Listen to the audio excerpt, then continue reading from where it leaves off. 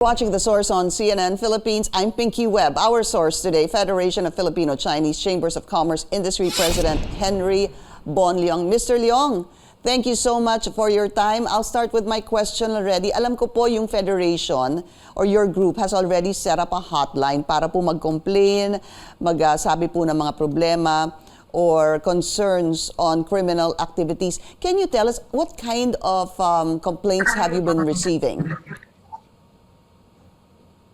Pinky, the hotline that we set up is supposed to be for kidnap for ransom.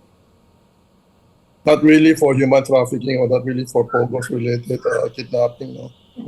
So far, we've set the hotline already for around more than a week.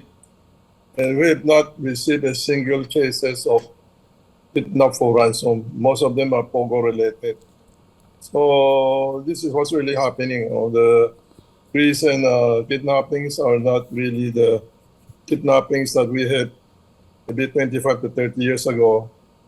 So in order to allay the fears of the Filipino-Chinese community here, we are trying to set it as some sort of a difference, no, that they should not be weary about these things because it's not really affecting the local Filipino-Chinese community.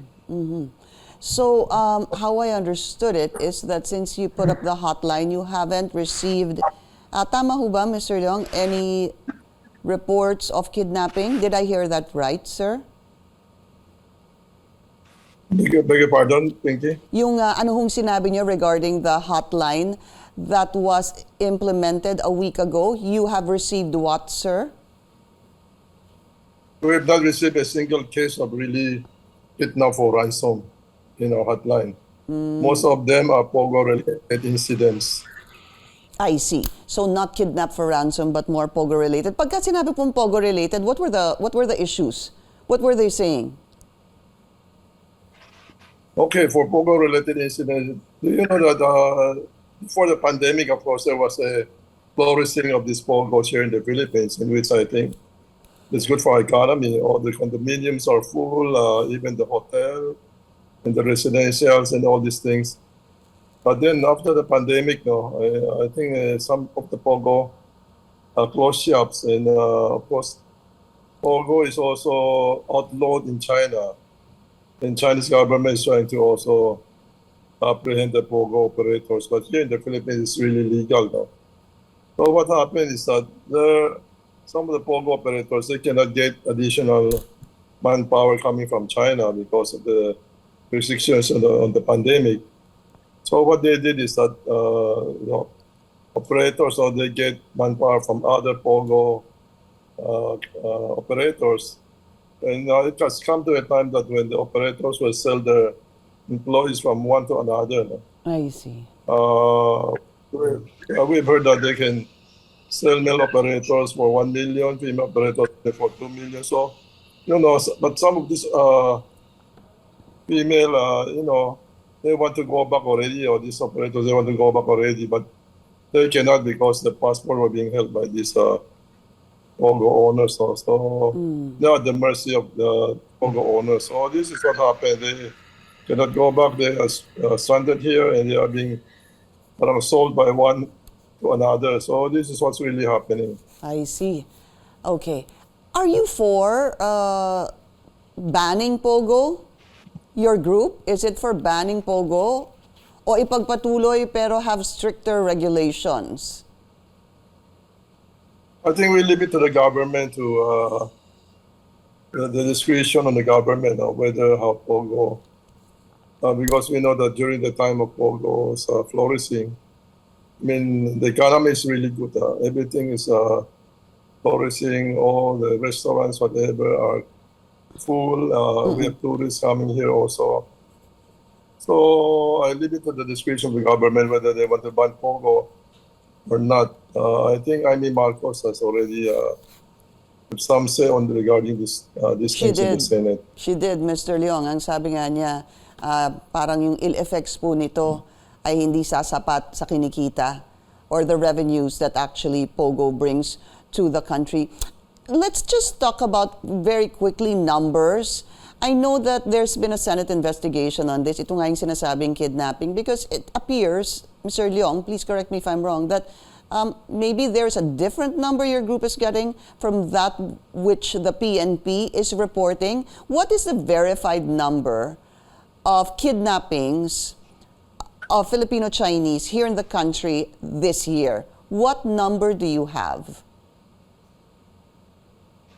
I think they have a kidnapping, numbers of around 27 or 28 for the whole year up to now. So that's not include only the Chinese, but include also foreigners.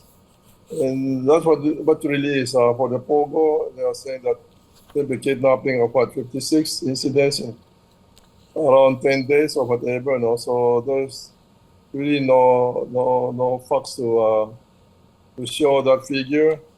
And that's why we are thinking of this might be a human trafficking rather than a kidnapping. I see. In fact, the last few days, I think PNP has already rescued a lot of these Pogo workers, employees also, either in Pampanga or in Rizal. Opo. Doon ho siguro nagkakaroon ng kalituhan, no, Mr. Liong, because what could be perceived as kidnapping or even kidnap for ransom can actually be trafficking. Kaya parang nagkakaroon ho ng yung dalawa yung kidnapping at yung trafficking, ganun din po with Pogo.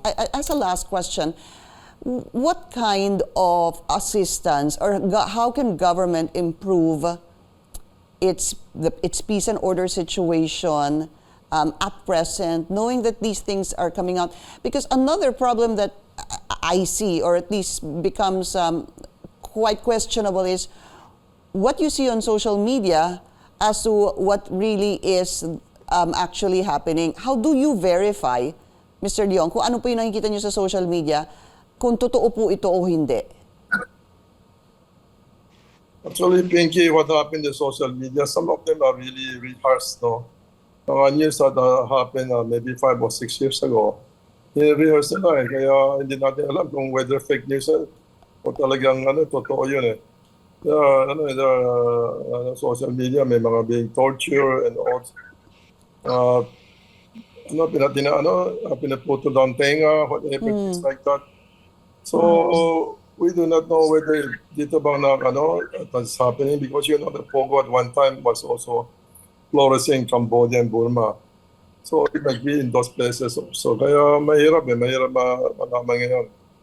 But it's really the proper authorities that can really verify those. Okay.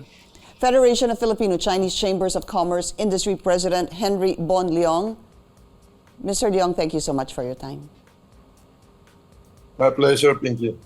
Thank you for joining us here on The Source. I'm Pinky Webb. You're watching CNN Philippines.